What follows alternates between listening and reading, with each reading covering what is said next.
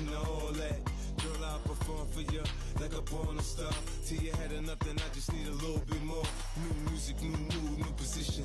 New erotic sounds, it's going down. Now listen, I can hear your heartbeat, you're sweating, I can... Voici tout ce que tu dois savoir pour développer tes fessiers.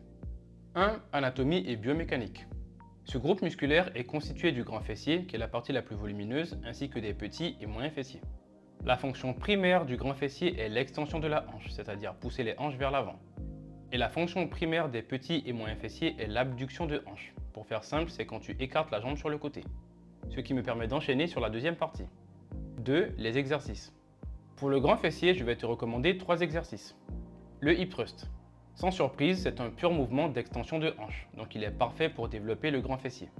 Tu peux le faire avec une barre ou avec une machine si tu en as à disposition dans ta salle. Si tu t'entraînes à domicile et que tu n'as pas de charge lourde, tu peux le faire sur une jambe, sur une chaise ou n'importe quel autre support pour augmenter la difficulté. Tu peux également faire du glute bridge ou pont fessier avec le dos à même le sol.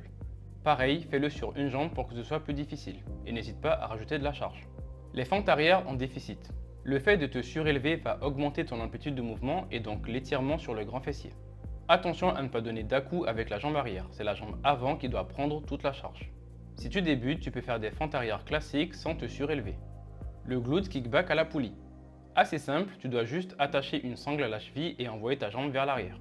Garde le buste en position neutre et fais bouger uniquement la jambe.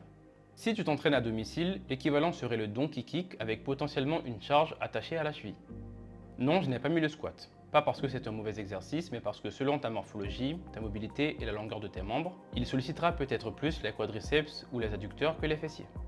Pour les petits et moyens fessiers, très simple, tu peux faire de l'abduction de hanche à la poulie, ce qui correspond à leur fonction principale. À la maison, tu peux faire la même chose en étant allongé sur le côté et en faisant monter la jambe. 3. L'intensité de l'entraînement. Une fois la technique maîtrisée, tu dois chercher à augmenter la charge régulièrement et t'entraîner proche de l'échec musculaire. En gros, il faut que sur la fin de tes séries, tu galères vraiment à finir chaque répétition, quitte à lutter avec la charge pendant plusieurs secondes. Ce sont ces répétitions qui comptent vraiment. 4. L'alimentation.